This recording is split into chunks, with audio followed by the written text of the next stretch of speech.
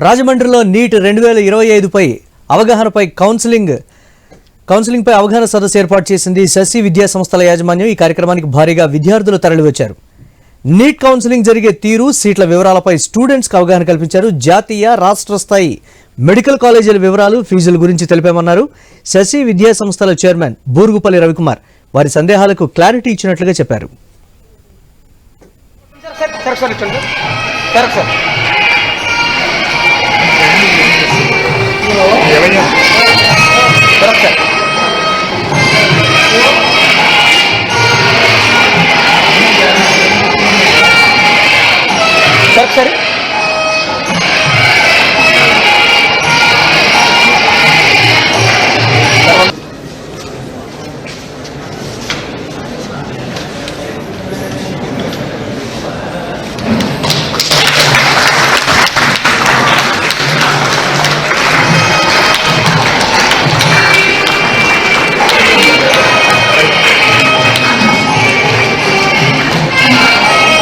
సరే పడుకోండి sir. ఇచ్చండి sir.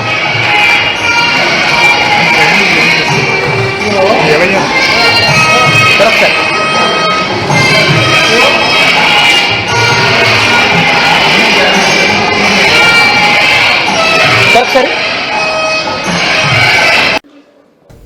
మా శశి విద్యార్థులు అలాగే రాజమండ్రిలో చుట్టుపక్కల ఉన్న నీట్ పరీక్ష రాసిన విద్యార్థులందరూ కూడా